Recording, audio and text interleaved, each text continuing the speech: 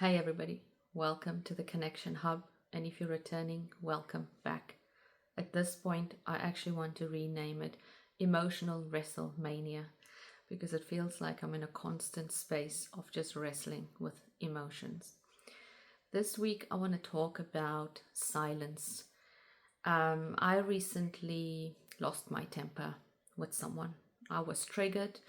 I didn't fully process the emotion or what was going through in my mind and in my body and reacted quite harshly in the moment without taking a moment to process and then respond, which gave me a sense of relief initially, but it did cause damage to the overall relationship with this other person. So I'm not feeling particularly proud of that moment, but it did make me think about when is silence actually appropriate? Because there is this saying, silence is golden.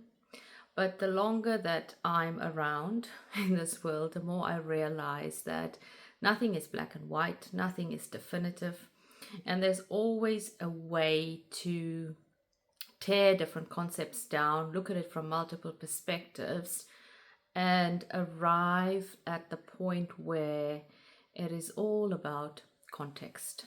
So, silence is golden. Asked of someone who's just paused before they reacted in an emotional exchange, they will tell you that's true. Asked of someone who's been starved by using silence, they'll tell you that's a lie. And both perspectives are true. So when we look at silence as a form of protection of the relationship, so when we hold space for the other partner before responding, when a child loses a pet and instead of us saying, it is okay, we just sit with that child, with in the context of parallel play, especially for neurodivergent people, where the person just needs you to be present next to them without necessarily engaging. That silence is used in a productive, positive way. Silence used when someone has not been listening to you, disrespecting you, mocking you, can be a form of setting a boundary to self-protect.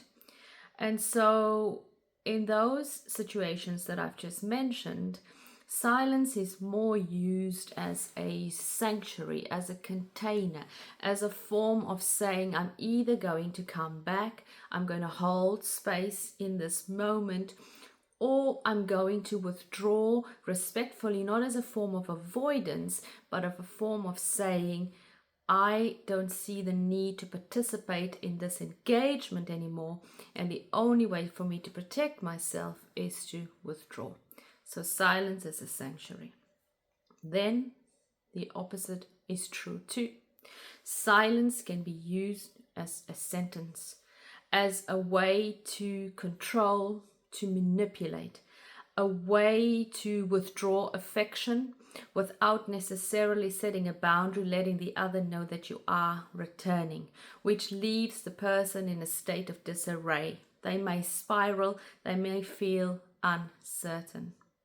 Silence can be used in a way to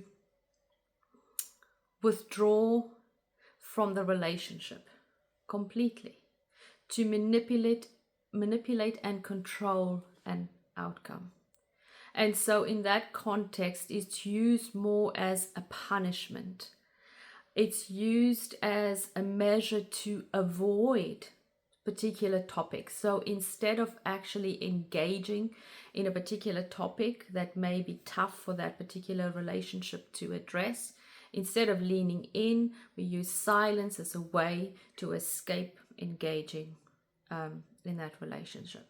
And so here we can see that silence is golden, depends who you ask. Is it used in a form to protect, or is it used in a form to punish someone else? So the next time when you are using silence, the question is not, is silence good or bad? The question more so is, who is the silence for? And what is the silence trying to achieve? Is it trying to protect, or is it trying to harm? Hopefully this gives you food for thought as you sit with this concept. I'm sure there's a lot more insight that you could provide, as we dissect this topic. But yeah, something I'm currently sitting with. Hoping this message finds you well. Sending it to you with much love.